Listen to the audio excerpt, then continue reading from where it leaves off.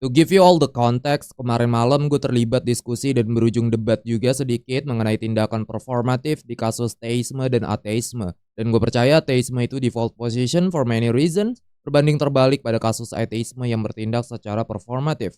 Kita ngobrol banyak juga dan terlibat devil's advocate demi berbicara kasus ateisme dan teisme. Lalu ada orang Kristen datang bertindak sebagai pameran ateisme demi membubui suasana, menyebut kasus ateisme itu default dan mengungkapkan penyangkalan setiap argumen metafisik dan kreasi. Lalu menegaskan bahwa alam semesta hanya sekedar brute fact, there is no reason, cukup begitu saja, tidak perlu digali lagi dan tidak perlu penjelasannya. But I challenge that idea dan gue sebut itu appeal to cop-out, sekedar memilih untuk menghindar dari beban dan perdiskusian. Dan tentu gue bawain PSR ke diskusi terus juga objection dari Rasmussen sendiri dengan principle of explanation-nya. Tapi sepertinya dia nggak mau jadi samsak dan menerima beban dalam bermain devil's advocate dan meminta mengalihkan beban ke kasus teisme sendiri. Oke, mulailah dari sana. Seperti biasa gue expand the argument, gue bawain argumen pragmatik dari Maximilian Weger karena gue juga malas ribet-ribet ngebuktiin kasus keberadaan Tuhan. Gue lebih suka kasih beban ke orang-orang yang menentangnya. Dan kadang gue hanya lebih suka ngebuktiin bahwa Tuhan yang kita ngomongin ini personal atau enggak. Tapi karena udah terlanjur, dari sana gue explore ke nomological argument, eternal truth argument, dan tentu metaphysical argument dalam applicability of mathematics. Sampailah ke pertanyaan 1 tambah 1 sama dengan 2, itu benar atau tidak? Orang tersebut bilangnya tidak.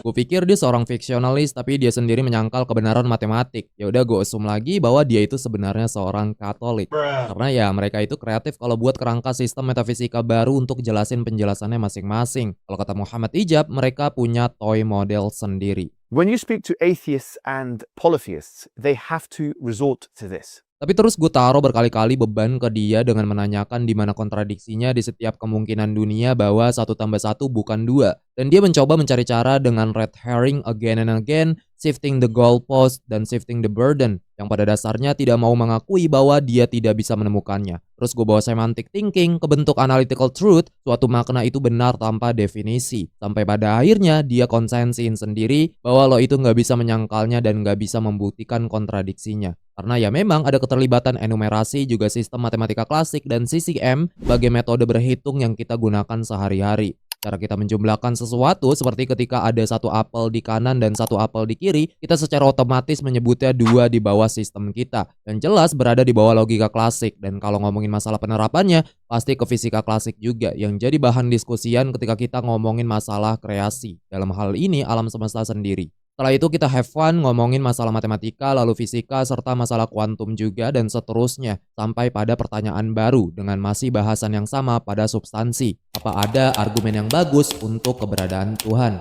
Jujur gue orangnya nggak suka ribet-ribet, gue sebut aja the argument from so many arguments. Ted Poston, a professor of philosophy, dalam papernya elaborasiin terkait hal ini. Singkatnya, kalau ada banyak argumen yang berbeda-beda dan independen untuk mendukung keberadaan Tuhan, selayaknya argumen-argumen tersebut dapat menjadi bukti yang kuat untuk membuktikan keberadaannya. Seperti ungkapan seorang polimatik, John von Neumann, yang terkemuka dalam bidang matematika dan fisika bahwa kemungkinan besar Tuhan itu ada, karena ada banyak hal yang lebih mudah dijelaskan jika Tuhan itu ada daripada jika tidak ada. Dalam paper ini, Ted Poston menggunakan teorema Bayesian untuk meningkatkan argumen keberadaan Tuhan sendiri. Alih-alih menilai setiap argumen secara terpisah, ia langsung mengembangkan model matematis untuk mengukur bukti-bukti kumulatif yang ada dari banyak argumen-argumen yang berbeda-beda. Seperti klaim Alvin Plattingall sendiri yang menyebut bahwa ada 2 lusin atau lebih argumen bagi teisme. Masing-masing argumen mungkin tidak cukup kuat jika berdiri sendiri. Tetapi pertanyaannya, bagaimana jika semuanya itu digabungkan? Di bawah kerangka Bayesian sendiri, setiap bukti dapat mengubah probabilitas suatu hipotesis. Jika ada beberapa bukti yang cukup dan saling independen, semuanya lebih mungkin terjadi jika Tuhan ada daripada tidak. Maka dari sana, setiap bukti akan menaikkan probabilitas terkait keberadaannya. Yaitu gunain metode-metode untuk elaborasiin argumen ini, dan intinya setiap argumen untuk membuktikan eksistensi Tuhan itu mempunyai nilai evidensial jika dijumlahkan. Dan semakin banyak argumen yang independen, demikian semakin besar total evidensinya. Dan kalaupun banyak argumen yang lemah, itu juga dapat menjadi argumen yang kuat jika independen. Dan itu menaikkan tingkat probabilitas di bawah kerangka ini. Tapi jelas independensi dalam model argumen ini sangat penting, karena model hanya bekerja jika argumen tidak mengulang bukti yang sama. Dan sekali lagi, bukti kumulatif juga menjadi peran utama dalam meningkatkan probabilitas. Sebenarnya argumen ini tuh nggak sepenuhnya membuktikan eksistensi Tuhan, tetapi lebih kepada peningkatan probabilitas kepercayaan pada kasus teisme dibandingkan dengan naturalisme. Dan jelas ada kekurangan dan kelebihan dalam setiap perdiskusian apapun di bawah asumsi filosofis. Kita bisa mendukungnya bahwa hal itu dapat meningkatkan probabilitas jika dibuat kasus kumulatif, dan kita juga bisa mengkritiknya dengan menyebut bahwa argumen yang independen itu sulit diketahui. Pertanyaannya, ada berapa banyak jumlah argumen-argumen yang dapat dikurasi untuk keberadaan Tuhan sendiri?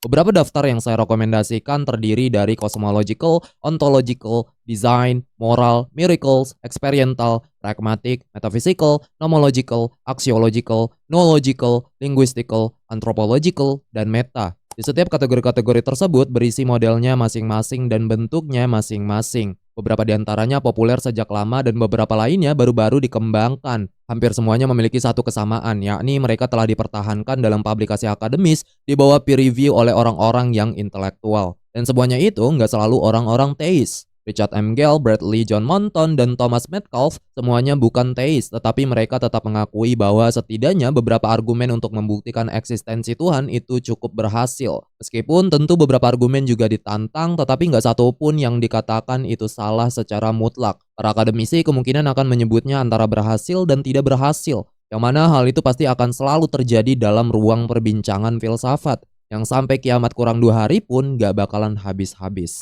Namun balik lagi, poin dari bahasan utama dalam The Argument from So Many Arguments itu kasus kumulatifnya, dengan menekankan pada jumlah tumpukan-tumpukan argumen yang dapat menguatkan satu sama lainnya, terlepas dari keraguan yang ada pada setiap argumennya. Seperti ungkapan John L. Leslie, a Canadian philosopher, bahwa petunjuk-petunjuk yang bertumpuk-tumpuk dapat menjadi bukti yang kuat terlepas dari keraguan yang melekat pada setiap elemen dalam tumpukan tersebut. Jadi gimana menurut kalian? Jujur, karena gue orang yang gak mau ribet, gue kasih ranking 1 untuk argumen ini. Meskipun gak ngebuktiin juga keberadaan Tuhan, melainkan meningkatkan posibilitas dari argumen-argumen independen yang ada. Dan mungkin ranking kedua bakalan gue kasih ke argumen ontologis, bahwa Tuhan itu ada karena kita berpikir bahwa dia itu ada.